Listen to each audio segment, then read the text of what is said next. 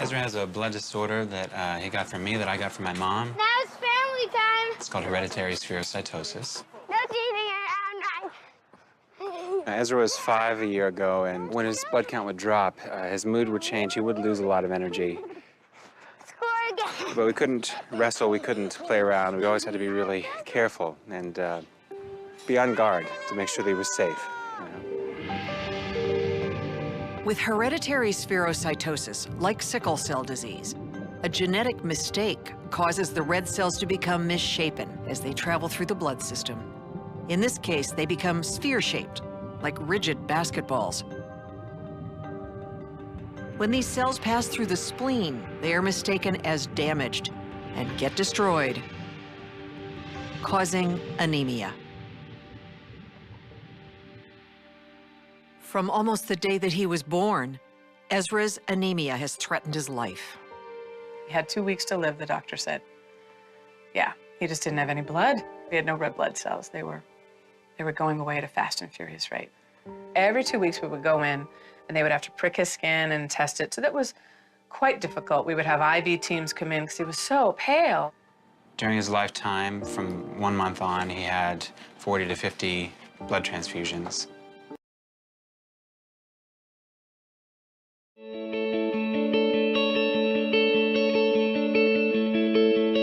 December 21st, 2013, our beautiful little baby here, Brielle, was born.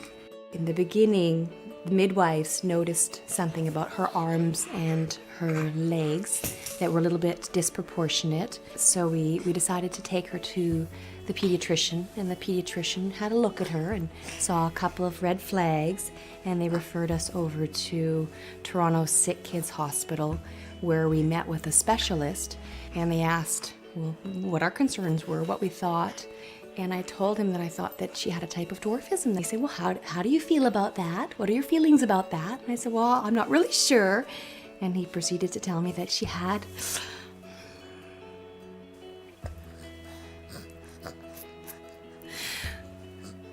did have a type of dwarfism.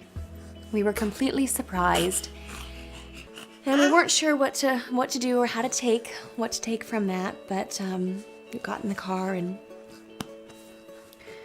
talked about it with my husband, and he said, as long as she's healthy, she's mentally totally fine, she's happy, she's an amazing little babe, we'll worry about the problems when they come.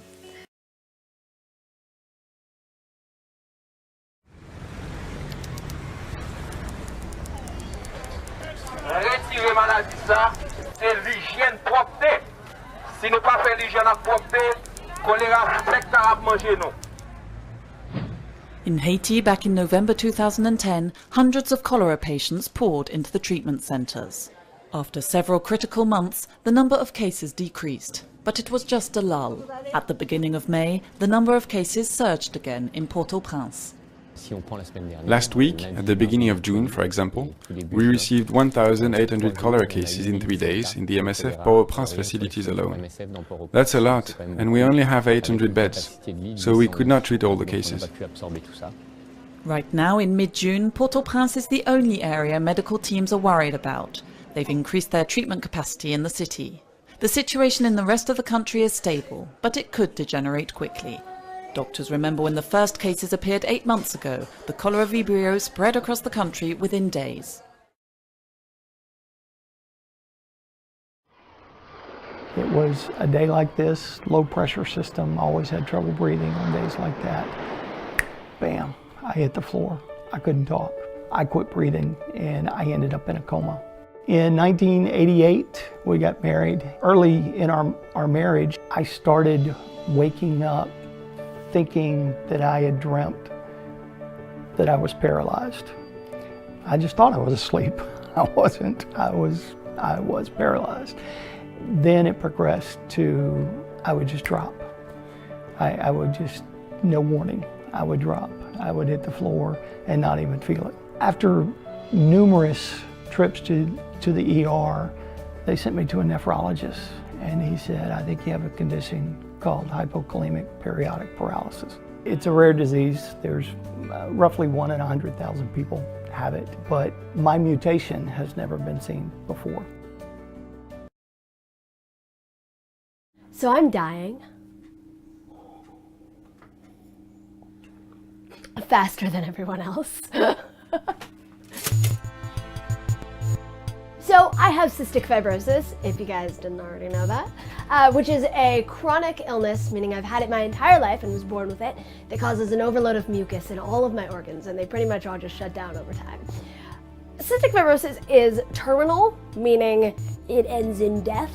And it is also progressive, meaning that as you get older, it gets worse. Someone explained it to me a while ago. Imagine climbing a mountain and there's a giant snowball hurtling your way and you have to get up the mountain fast before it hits you, right? So you're climbing up this mountain, but every single, let's say few miles, you get a giant weight put on your foot. And so as you're getting higher, it's also getting harder and harder to climb, but you have to climb even faster because you have to get to the top before that giant snowball comes and whacks you off the cliff. That's pretty much what having CF is like. Because every year it gets harder and harder for you to fight, pretty much, because every year you're getting sicker. The problem with cystic fibrosis and with our whole life expectancy thing is it's not like any other illness where there's a treatment you take that either cures it or doesn't cure it. It's not death or no death. It is how much you work on your own health directly determines how long you're going to survive. So if you're someone who procrastinates doing treatments and taking care of yourself or doesn't do it as well as you should, you're gonna die. You're gonna die sooner than everyone else. And the doctors are probably gonna guilt you and make you feel terrible for letting yourself die faster than everyone else. So it kind of sucks in that sense, especially once you get to be a teenager, because I have literally been doing hours of breathing treatments my entire life, and the amount of time I've been doing treatments has been getting more and more and more and more and more as I go, and I've been getting sicker all at the same time, and it's harder than it's ever been in my entire life. And when you get to that point, and I know I have my own ways of dealing with it, and I've met tons of other CFers who are at the exact same point as me, and what do?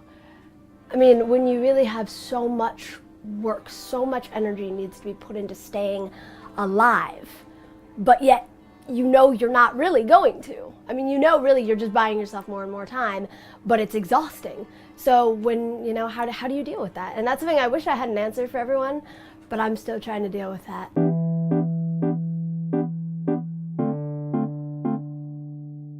Someone asked me what I was gonna do after school and all this, and I was getting really into these stuff that I was doing with my life and things I was really excited about, and then my friend Revere goes, wait, aren't you supposed to die in a few months?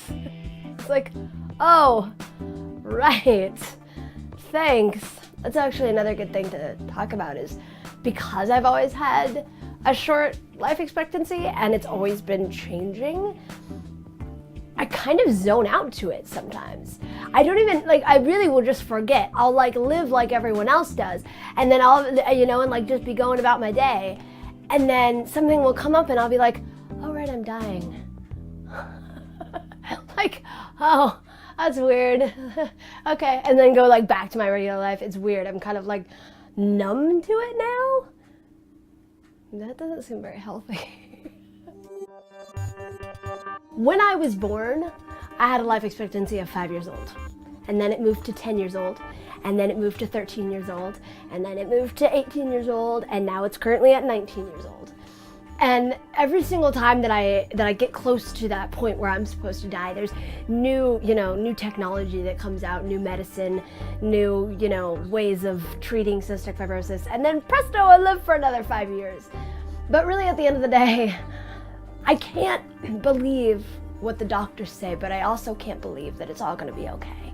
I can't believe that I'm gonna live forever. I don't necessarily believe that I'm never gonna die or that CF is never going to take its toll on me.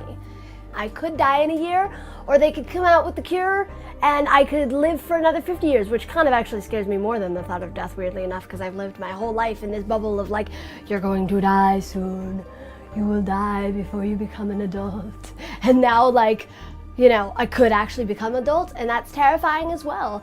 So really, If I think too far in any direction, I get panicked, so let's just live in the moment. Here's part of a protein. Think of them as tangles of ribbon. They come in any number of different shapes. They can look like this, or like this, or this.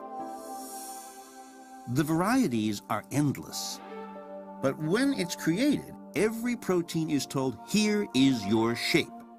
And that shape defines what it does, tells all the other proteins what it does, and that's how they recognize each other when they hook up and do business. In the protein world, your shape is your destiny. They have needs and reasons to want to be snuggled up against each other in a particular way. And actually, a particular amino acid sequence will almost always fold in a precise way. Should I think origami-like? I mean, should I think folding and then... It's very elegant, very complicated, and we still do not have the ability to precisely predict how that's going to work. But obviously it does work. Except, of course, if something does go wrong. And that's what happened to baby Riley. Yes. Riley has a tiny error in his DNA. Just 3 letters out of 3 billion are missing. But because of that error, he has a faulty gene. And that faulty gene creates a faulty or misshapen protein. And just the slightest little changes in shape and boom, the consequences are huge. Because it is now misshapen, and a key protein that's found in lung cells, in fact in many cells, can't do its job. So let's take a look at some real lung cells. We'll travel in. This is the lining or the membrane of a lung cell, and here's how the protein is supposed to work. The top of your screen is the outside of a cell, the bottom of the screen, the inside of the cell, of course, and our healthy protein is providing a kind of chute so that salt can enter and leave the cell. Those little green bubbles, that's salt. And as you see here, the salt is getting through. But if the protein is not the right shape, then it's not allowed into the membrane. It can't do its job. And without that protein, as you see here, salt gets trapped inside the cell, and that triggers a whole chain of reactions that makes the cell surface sticky and covered with thick mucus. The first 2 positions that are done sitting up are probably a little more difficult to do. That mucus has to be dislodged physically. Just kind of like that. Riley's family is learning to loosen the mucus that may develop in his lungs and fight infections with antibiotics. You want to sort of do it with a cupped hand. Trying to get at the top of the lungs. Yeah, you want to be like right. But what the doctors and the scientists would love to do is if they can't fix baby Riley's genes, then maybe there's some way to treat Riley's misshapen protein and restore the original shape. Because if you could just get them shaped right, the protein should become instantly recognizable to other proteins and get back to business. But look at these things. How would we ever learn to properly fold wildly multidimensional proteins? It may be doable, but it won't be easy.